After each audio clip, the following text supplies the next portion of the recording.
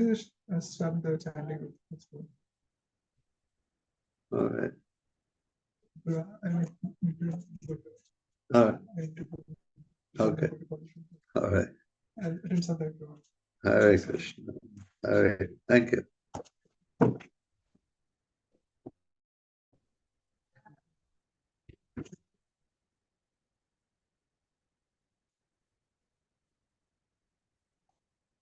Tell me when I should start.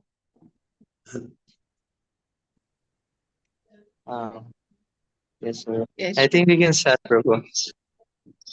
Srila Prabhupada ki jai. Jai. Oh, Hg Muktavandya Prabhu ki jai. Hari Bol. I don't, I'm trying to see who else is. Oh, okay. I see more people now. Okay. I wanted to tell you one thing about something we read last time, that there was the time in Boston in 1968 when the devotee Hangsaduta got that bus donated for the temple. And it was, if you remember, it was an old beat up bus with a bad motor and everything. It wasn't a good bus, but they took Prabhupada for a ride in it. And when they started driving, Prabhupada started giving the driver directions: turn right, turn left, go here, go there. And he directed them to go to Commonwealth Pier, where he landed. And I was thinking about that. It's a long way, and there's a lot of turns, and it's a complicated city to drive around in.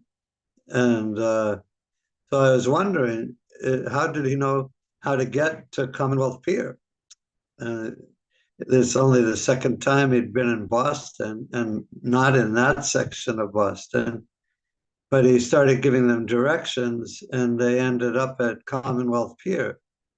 And I was with Satsvarup Maharaj a couple of days ago, and I asked him about that. I said, how did Prabhupada know what directions to give to get there?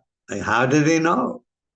He'd never been there before from that direction. He came from the ship, from the harbor. And I asked Satsvarup Maharaj, how did he know how to give directions? And Satsvarup Maharaj just said, super soul. That's all he said. How would you know how to get somewhere in a city you've never been before? You wouldn't. But Prabhupada knew the super soul Krishna directed him. I thought that was really nice. So I'm going to start reading now from chapter 4. This is in June 3rd, 1968. So, and this is A Summer in Montreal. In Montreal, Prabhupada often sang a Sanskrit prayer composed by a great Vaishnava, King Kulashekar. While walking around his room, sitting at his desk, or roaming through the house, he would sing it to himself, and the others would hear him. He would chant it. It is a Sanskrit mantra, but to a tune of his own, in a voice that dropped to a deep, low tone at the end of a line. And you can hear him sing that. There are several recordings of that. And Krishna Tradiya Padapankaja Panjarantam Adeva Vishatume Manasarajahangsa Prana Prayana Samaye Kapavata Vito Vitai Kantavarodhana Vito Smaranam Kutaste. In India, almost 20 years ago, Prabhupada had translated and written commentary on this and several other verses, the prayers of King Kulashekar, for his Back to Godhead newspaper. Now, during the summer of 1968, while still recovering from his heart attack of a year ago, he sang this particular verse often. And several times he explained its meaning to the devotees gathered in his room in the evening. Swans have a proclivity to stick their long necks underwater and wrap them around the stem of the lotus flower. So King Kulashekar is praying, "My dear Krishna, may the swan of my mind enter the network of the stem of your lotus feet." He is praying to do so now at the present moment, while he is healthy and can chant Hare Krishna and entangle his mind in Krishna thought. Therefore, King Kulashekar wishes that he may die immediately, because he fears that if he waits until later, when the time of death comes, he will be choking. The elements of his body will be disturbed, and there will be a death rattle, like gar, gar. How will it be possible then to remember Krishna? And of course, Prabhupada was 73 at the time, so, and he had heart attacks and he wasn't well, so you don't know, especially at a late age, but he never advised us to, we sang the song, we know the verse, but he never advised his disciples or anyone to pray like that, to leave our bodies now. He wanted it so that we could be, he wanted us to have a full, long life of Krishna consciousness and help him in his mission of preaching Krishna consciousness. And certainly at the time of death, if you leave your body after a lifetime of devotional service, and certainly Krishna will take care of each individual devotee exactly in the way he wants to, in the best way possible, according to Krishna's will and desire. He's independent after all, and we don't know where we'll go or if we'll take another body after this life. We don't know. But Krishna knows, and he'll do what's best for each one of us individually to be completely purified and go back to Krishna, or to stay in the material world and help him preach. Either way, it's complete perfection, either going back to Krishna Loka or staying and serving in Lord Chaitanya's Sankirtan movement. Prabhupada's health, however, had improved, rising early, dictating the Srimad Bhagavatam, going for morning walks, taking full lunch. He was the healthiest he had been in months. After lunch, he would nap. At least he would try, although many of the floorboards in the house would squeak loudly when devotees stepped on them. Later in the afternoon, he would often ask for watermelon or cantaloupe, and in the evening, either he would meet with devotees in his room or go to the temple for kirtan and a lecture. After returning at night, he would call for that puffed rice set. Puffed rice, fried peanuts, fried potatoes, and slices of cucumber. So Prabhupada was well, yet more than once he remarked to his servants, "If I become sick, do not take me to the hospital. Simply let me chant Hare Krishna and die." The summer of 1968 was a relaxed time without many outside engagements. Prabhupada would spend most of his time in his apartment on Prince Arthur Street, a 5-minute walk from the temple. In his room, he would often meet with disciples visiting from various centers in the United States. Sometimes he would sit in a chair on the front lawn speaking to visitors, or in the later morning, sit out back in the driveway while Gaurasundar massaged him. One day, while Prabhupada sat in the warm, late morning sun, some of the disciples came and sat on the ground at his feet. The sunshine is so powerful, Prabhupada explained.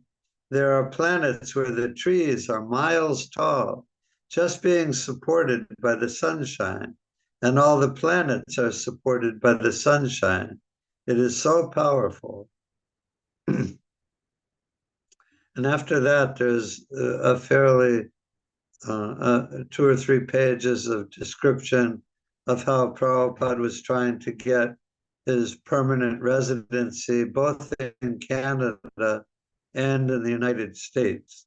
And so I'm not going to read, it's a pretty detailed section, but you can read it, but I'm not going to read it right now.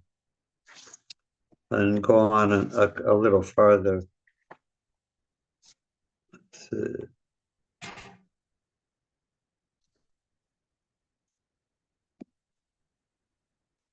This is just after Brahmananda Prabhu, he was the temple president in New York. He came up to Toronto to, because he had galley proofs of the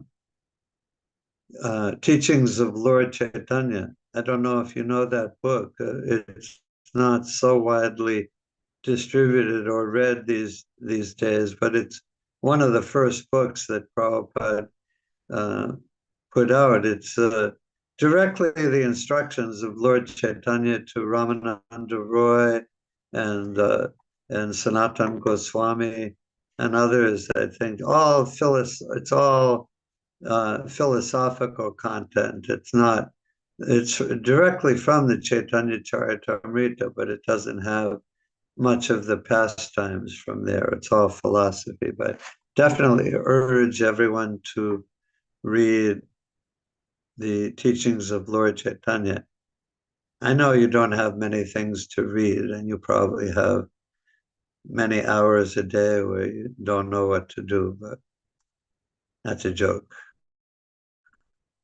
Not a very funny joke, but anyway, Prabhupada, Brahmananda Prabhu at that time,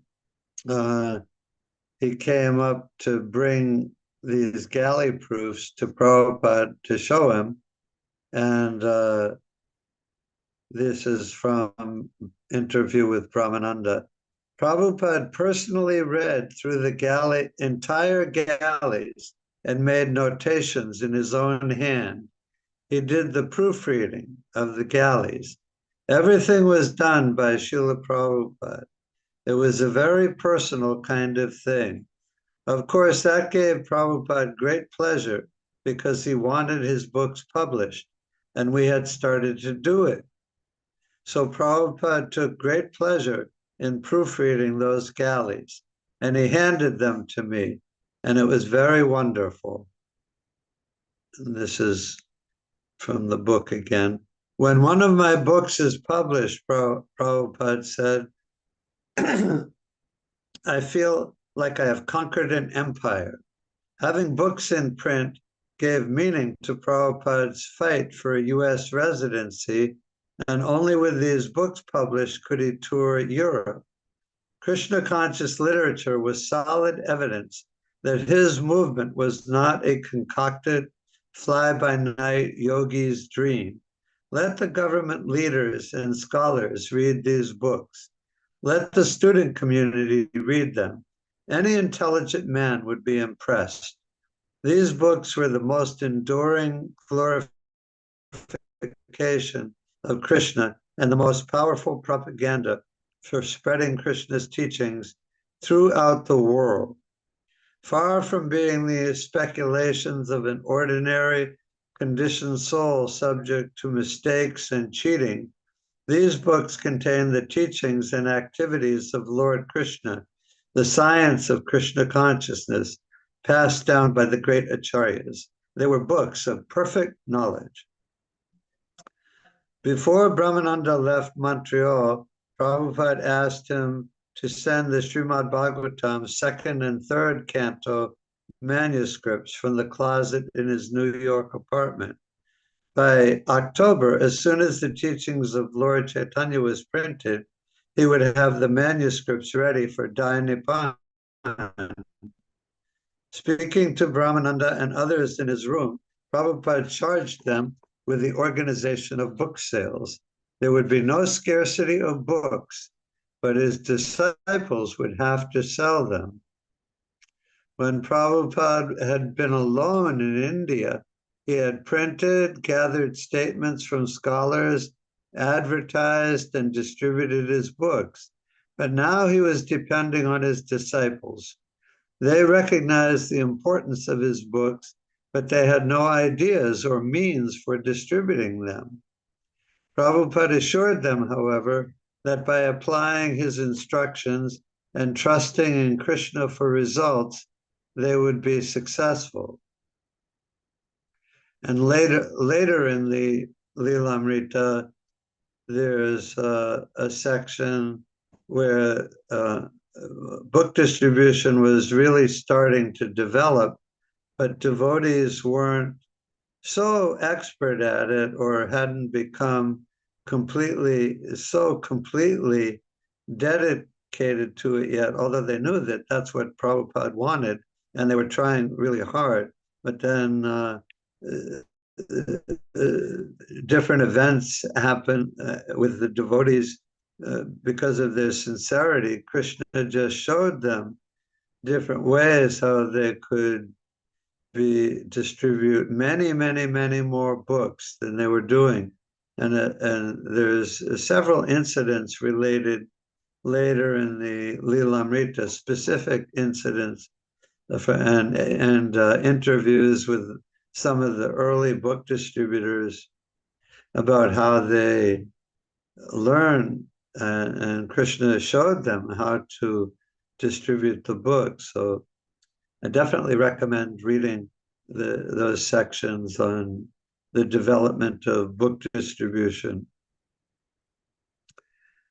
Prabhupada and Brahmananda discussed plans for starting their own printing press, perhaps in Montreal. With the cost of printing so high, Prabhupada wanted some of his disciples to learn the techniques of book publication. He suggested that one of his disciples in New York learn to run a press, and some of the girls learn to compose type. Thus, in the future, he might be able to start his own press in some convenient location. And of course, it was started. The ISKCON press was started not very long after this. I think later in 1968, ISKCON press was started in New York City, and then they moved the press operations to the temple in Boston, and it was there for a while, not very long, I think a year or two maybe. But yeah, they were starting to print Prabhupada's books, but in the course of time, they just found out that to print huge numbers of books and everything and distribute them all over the world, they would need a professional publisher to do it. It was just too big a job and too difficult, with very few devotees who knew anything about producing a book. And not only producing a book, but producing it in huge quantities, on and on. And sometimes there's one story of Prabhupada in Boston, and at the time on ISKCON Press, they were printing like a chapter or two at a time of the verses and purports to the second canto of the Srimad Bhagavatam before they could get the whole Srimad, the whole book out. They were printing a chapter at a time in small books, small paperback books. And there's one incident where devotees showed Prabhupada the books they were producing, and Prabhupada held it up, but some of the pages fell out. And they didn't really know how to do it, and they weren't very expert. And I can understand how, but of course, many of those were printed successfully. But it just became obvious after a while that they would need a professional publishing house to do it. And it was, anyway, it's just a little bit of history of ISKCON Press and book publication. Let's see. Okay. Despite Prabhupada's plans for preaching in Europe, obtaining permanent residency in the United States and Canada, printing his books, and starting a press, his life remained regulated and simple. And Prabhupada's life always remained regulated and simple. He would be faced with many difficulties and problems all over ISKCON, and so many disciples writing to him for counseling and advice. But so the huge growth of ISKCON in a very short time. And so he was, any normal person would be completely overwhelmed with that. Or maybe they could handle it somehow or other, but they wouldn't be able to do at the same time, just at a certain point of the day, just put everything else aside and concentrate on translating the Srimad Bhagavatam and writing the Bhaktivedanta purports with a perfectly peaceful mind.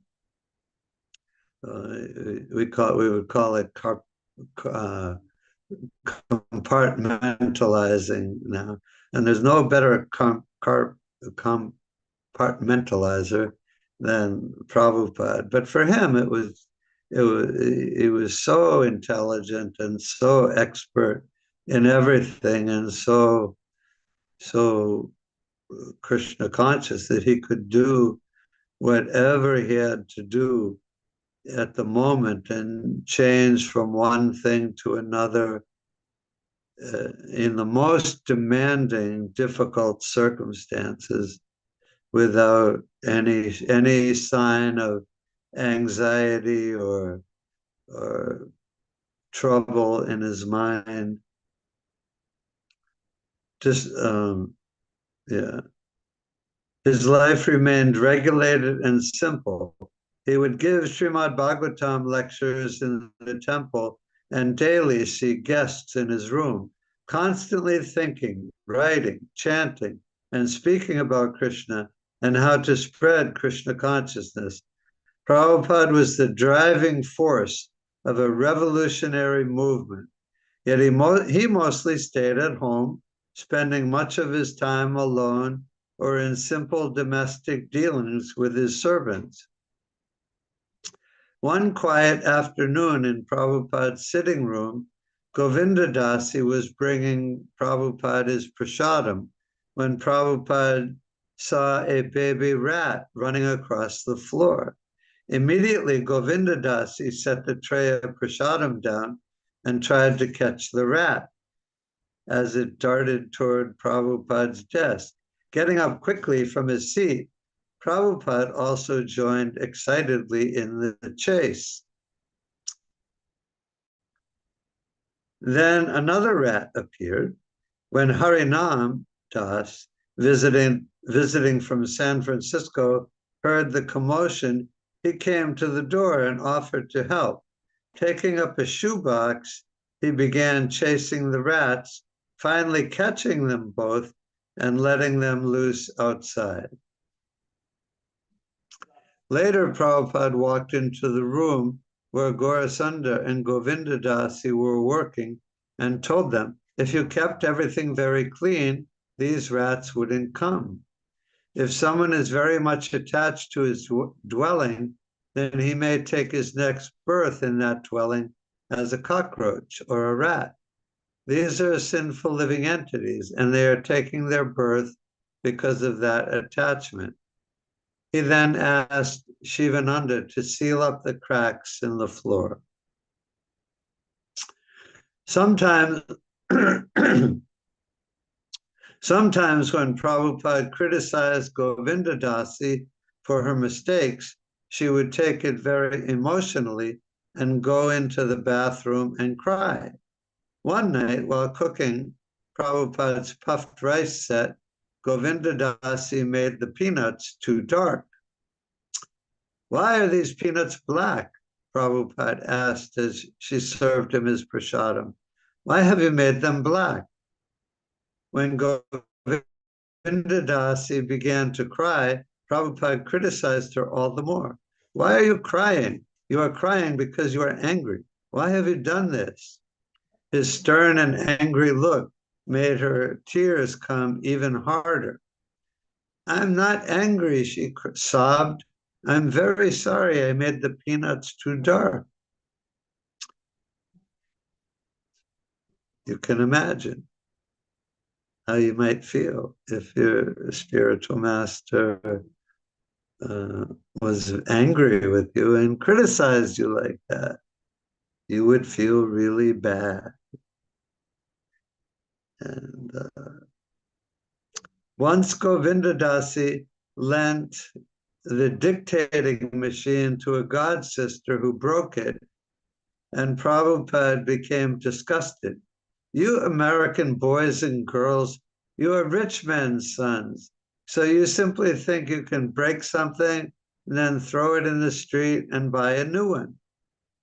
That's definitely the way it is here. We just break things, throw them away, and get a new one. There's a lot of money here. You do not take care of such things. Only one person should use a machine. You should not have allowed her to use it. These words devastated Govindadasi, and she retired to cry for a while. But she soon recovered, and Prabhupada acted as if the scene had never taken place. Govindadasi took the chastisement as a test of her sincerity, and she had learned that Prabhupada's thunderbolts were generally followed by his usual kindness and gentleness. And that was how Prabhupada was mostly. But he would show his anger sometimes. You've probably heard stories like this one or other stories when Prabhupada was chastising his disciples in very loud voice and showing real anger. But as soon as it was over, the disciple was you could see the disciple was taking it seriously and learning from it. Then Prabhupada would just act as if it never happened, and he would just carry on in his usual warm and affectionate way with his disciples. Yeah. But he knew he had to be strict sometimes. There's even one statement by Prabhupada that it's a duty of the spiritual master to find fault with his disciples. We need it. We're fallen souls. We still have a lot of conditioning, sometimes even rebellious thoughts in our mind, and we have to be corrected. And that's for our benefit, for our progress, and we benefit from it. We need that sometimes. You may experience that sometimes. So just take it in a humble way and just carry on with your devotional service in a sincere and humble way, and everything will be fine. Everything will be fine. Prabhupada rarely went anywhere alone. For his disciples, it was unthinkable that he should go somewhere without one of them accompanying him to care for his needs or to confront whatever difficulties might arise. So when one afternoon Govindadasi looked in Prabhupada's room and found him gone, she became perplexed. Seeing that his shoes were gone, she ran out to the street. Unable to see him in either direction, she ran down to the corner where she saw him in the distance, walking away. When she finally caught up to him, she asked in a voice distraught and breathless, "Where are you going? Why have you left?" Prabhupada laughed quietly as he walked erect with his cane, his movements flowing. "Oh," he said, "I'm just going to the bank. It's all right. I'll be back." And of course, Prabhupada traveled all over India for 70 years, and he lived in Vrindavan by himself for several years, going back and forth to Delhi. It's not like, and he lived in New York City for a year by himself, just traveling around on the subways and buses and walking all over New York City. And it's not like he couldn't take care of himself. Of course he could. But by this time he had had heart attacks.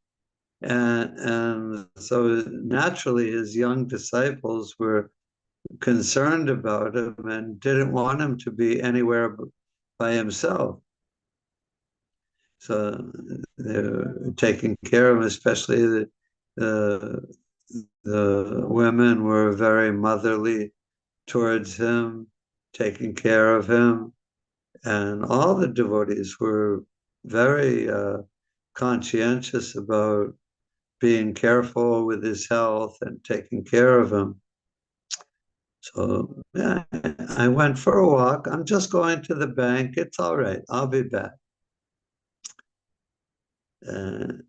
Govindadasi apologized for being so demanding. "I just thought you shouldn't go alone because you have been ill." Prabhupada snapped back. "What do you mean? Physician, heal thyself." And he walked on, leaving Govindadasi behind. As far as Prabhupada was concerned, it was Govindadasi who was sickly, not he. She was always bundled up in sweaters and coats or blowing her nose. Once he had gone into her room where she and Gaurasundar worked, and it had been messy, with tissues thrown here and there. "This is why you're always getting sick," he had said, "because of uncleanliness." And so she was sickly. She was getting sick frequently, but she hadn't had heart attacks, and she wasn't 73 years old. She was young and basically healthy, but prone to some sickness, but not like Prabhupada. Another day, Prabhupada, accompanied by Gaurasundar and Govindadasi, was walking out of the house on his way to the temple when he began laughing, saying, "Yes, Govindadasi, everything is nice. You are an excellent secretary, an excellent cook, and you are good at everything. Your only disqualification is that you are a woman. But don't worry, next life you shall be a brahmachari." "Thank you, Srila Prabhupada," Govindadasi replied, enjoying Prabhupada's joking mood.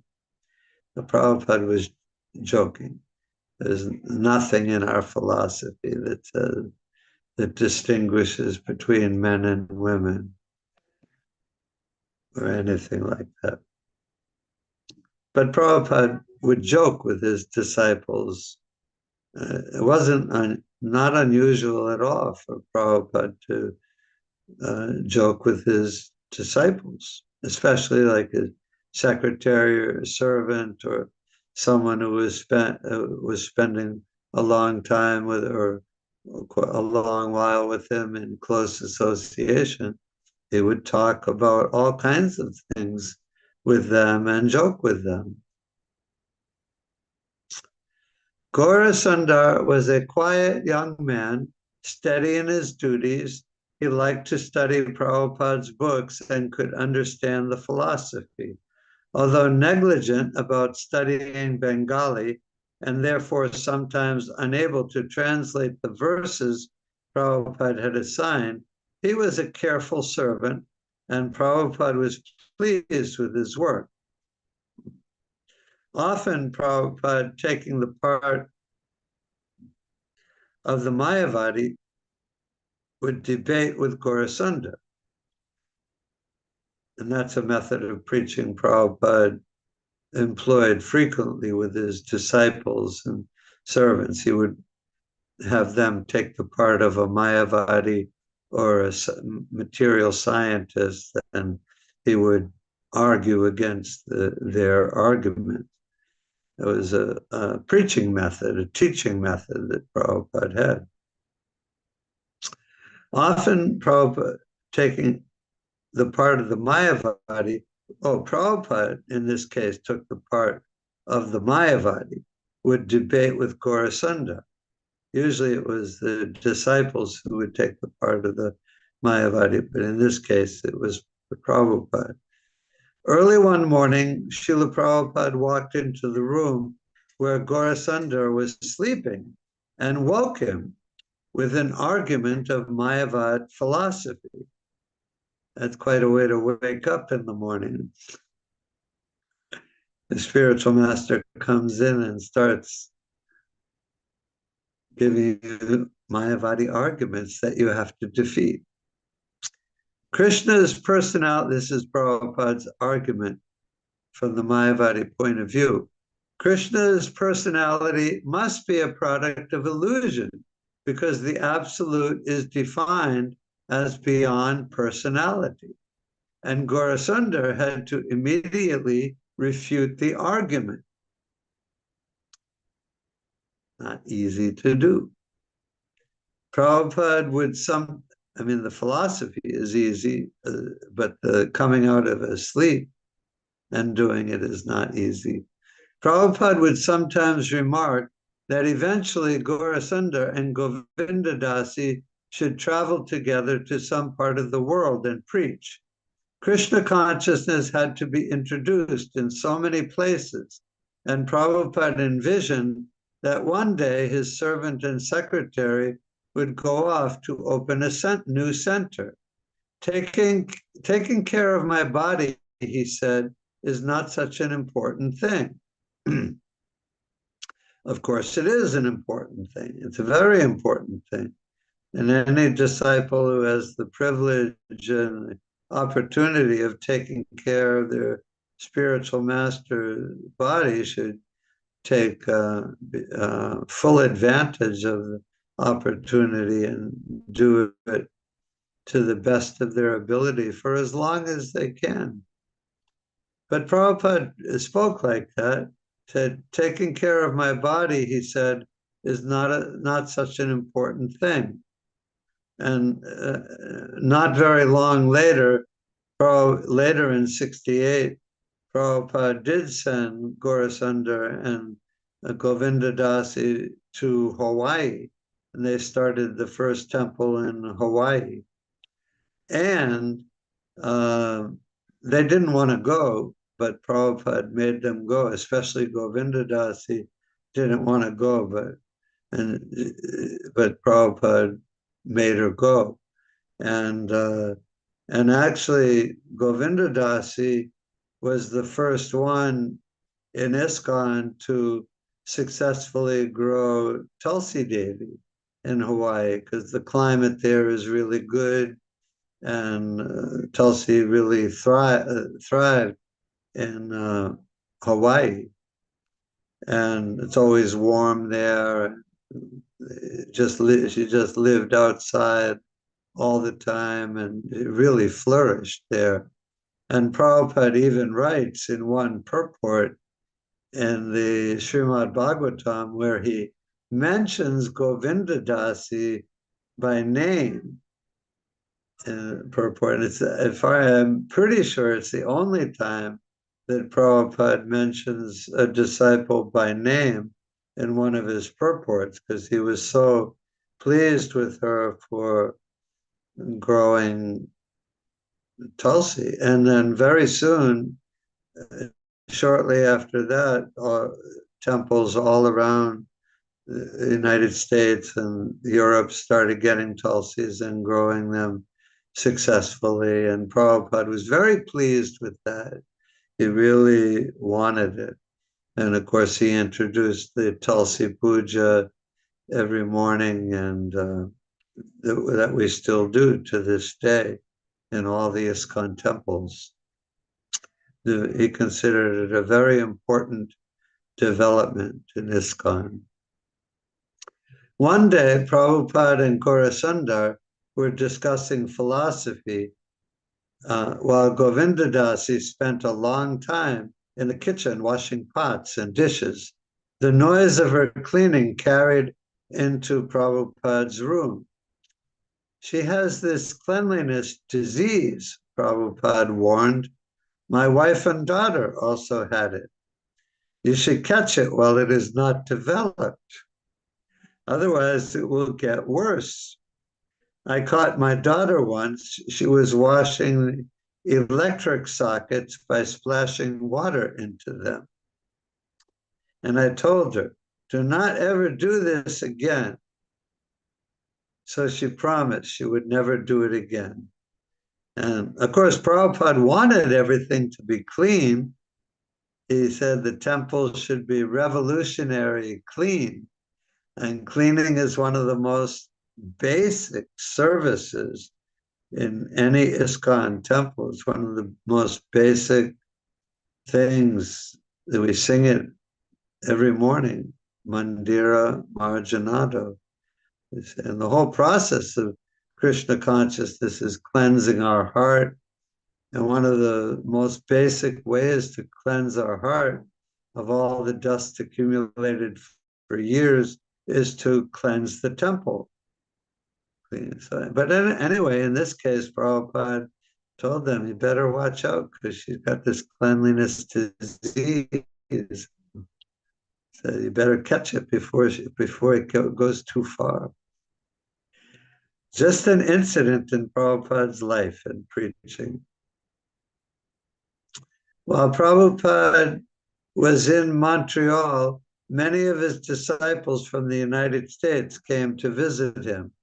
They were serving on his behalf, some of them thousands of miles away, and the urge to see him would grow until it impelled them to travel to Montreal.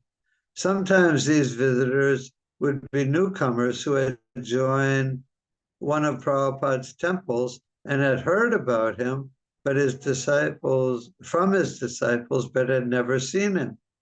Prabhupada was always happy, of course, when his disciples remained in their posts, executing their respective duties, but he was also glad when they came to visit him. And that's a very important principle that Prabhupada taught from the beginning of Prabhu Datta Desh, to serve faithfully in your temple. And if you move somewhere, or if you're moved by temple authorities to a different temple, or then dedicate to that center, that temple, and be a faithful servant there.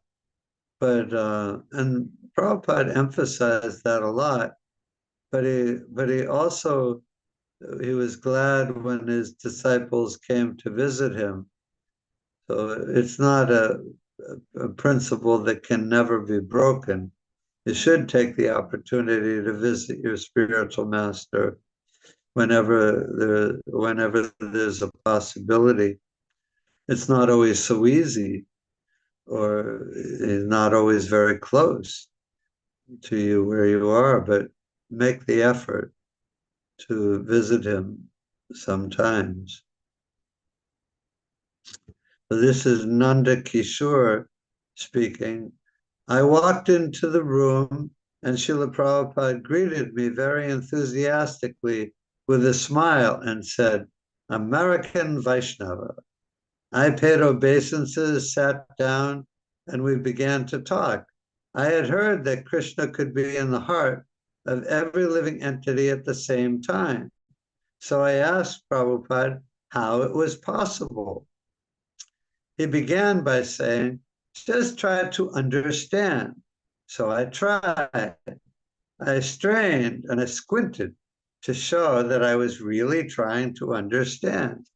And Prabhupada continued, just like the sun is over your head and mine, and it is over the head of someone who may be 1,000 miles away.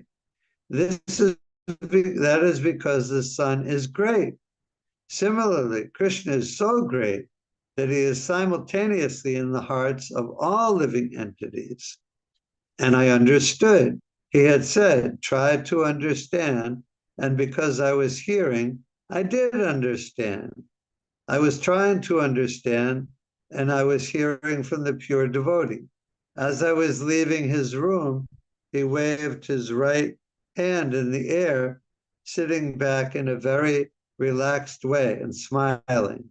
He said, chant Hare Krishna, chant Hare Krishna. And I just want to read a short thing from our Bhagavatam class this morning. We're in the 7th canto. Prahlad is instructing his classmates. And let's see, the verse we had today was,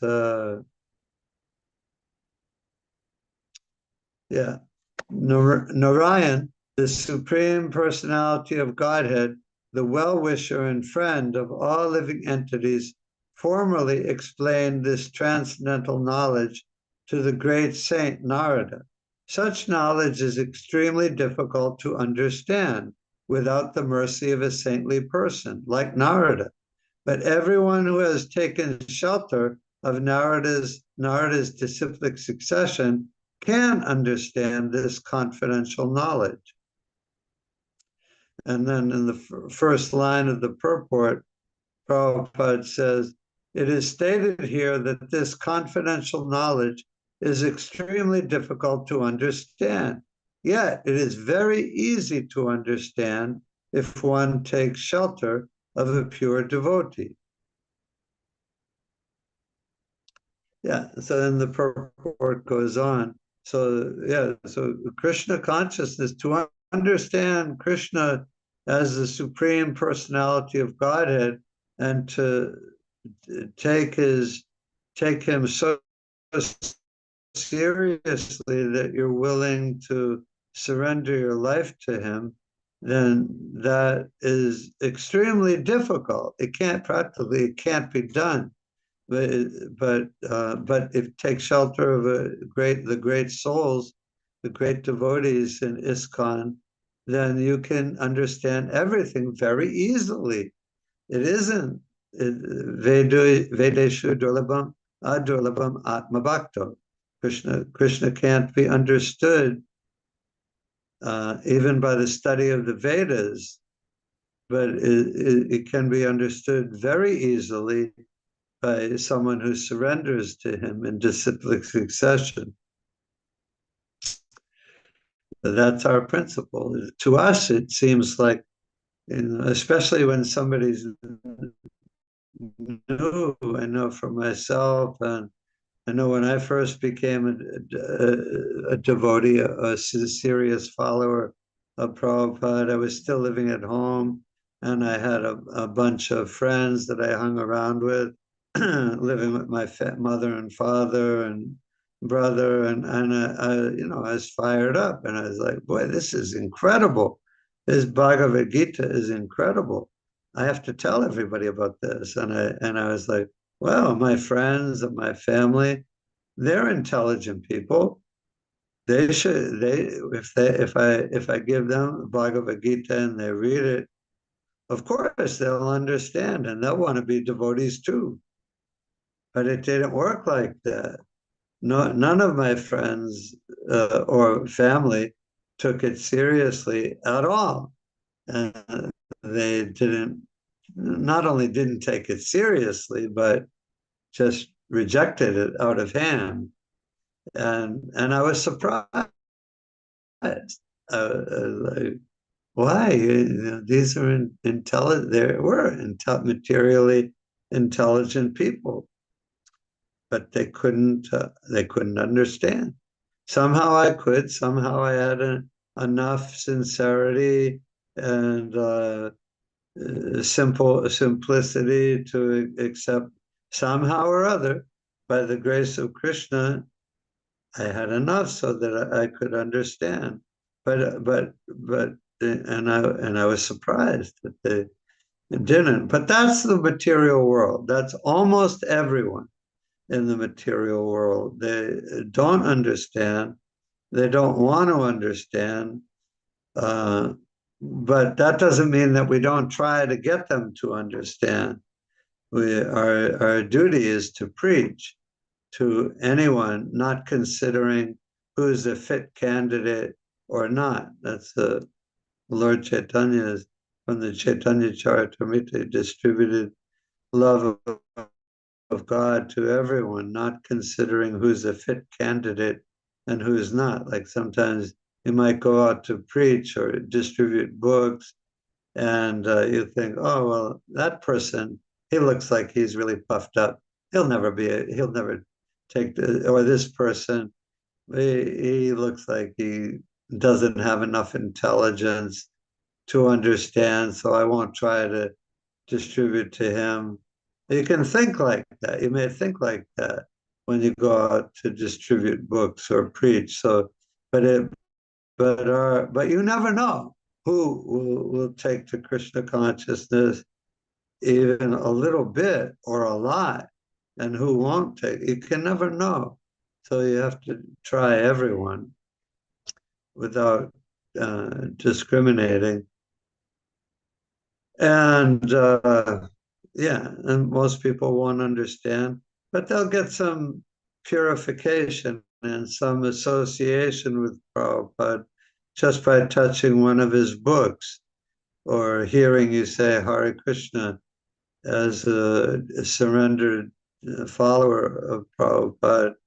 And maybe later in this life or later in their next life, Krishna will give them another opportunity and they will be able to accept something about Krishna consciousness or everything about Krishna consciousness. Anyway, so that's our duty, is to preach. And Prabhupada wanted. And that's Nanda Kishore said, I was trying to understand, and I did understand, because he heard it from Prabhupada. The hearing from the bona fide pure devotee, disciple of the pure devotee or grand disciple, or it's magic. It's the potency is there. There's a potency coming from Krishna directly and down through the chain of disciplic succession.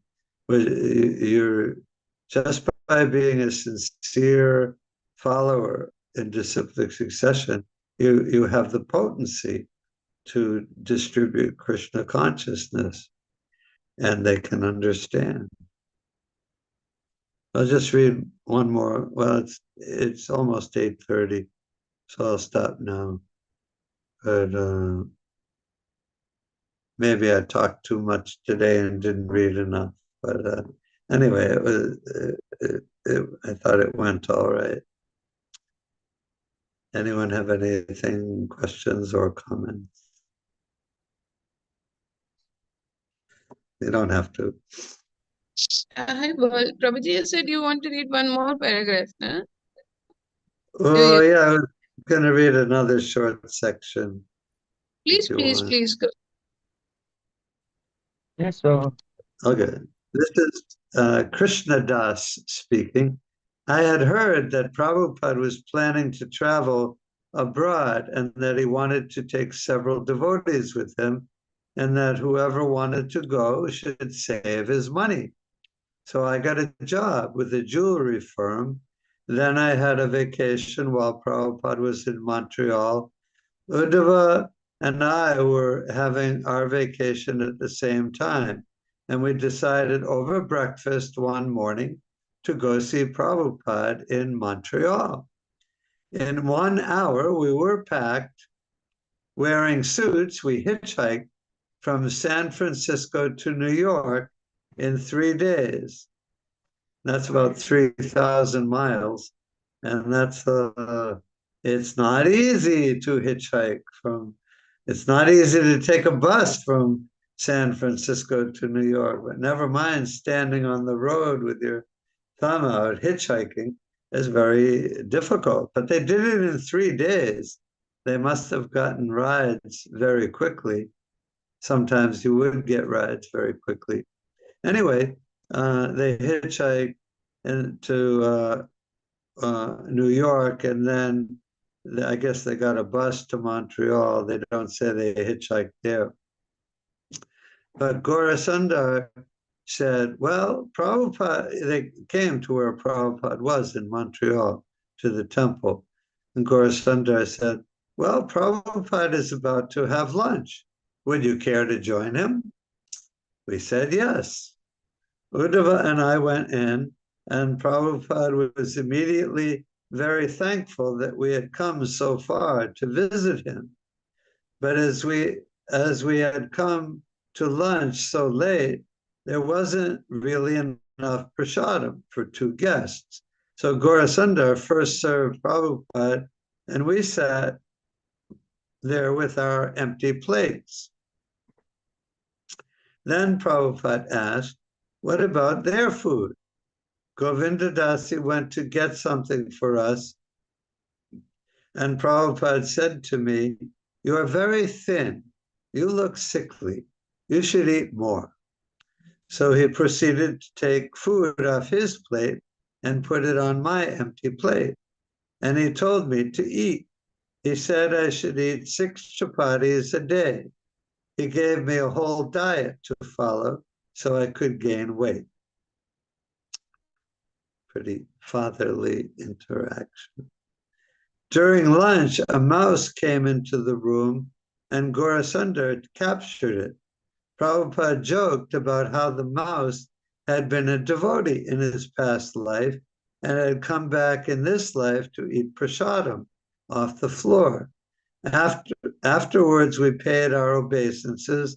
I touched my head to Prabhupada's foot, and he got up and walked over and rubbed our heads. Okay, I think I'll stop now. Okay, all glories to Srila Prabhupada ki jai. You want to Let us say thank his blessed Prabhu. Thank you for listening.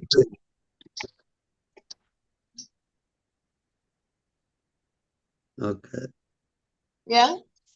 Hari Bol, Hari Bol, Haribol! Hari Bol.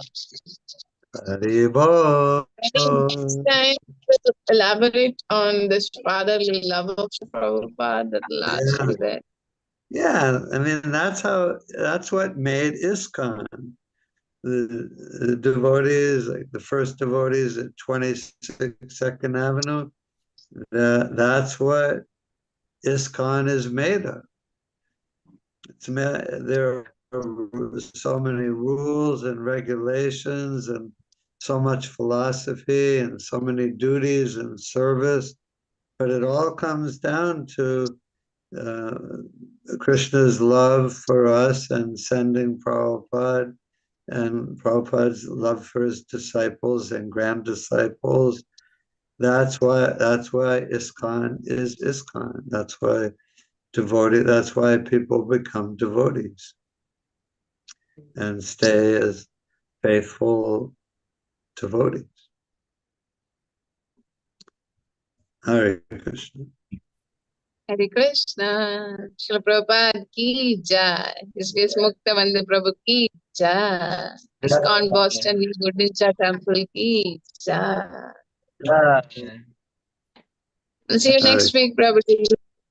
Hari Bol. Oh, Mother Devahuti ki jai. Hari. Hari Okay. Hare Krishna, Hare Krishna, Krishna Krishna, Hare Hare, Hare Rama, Hare Rama.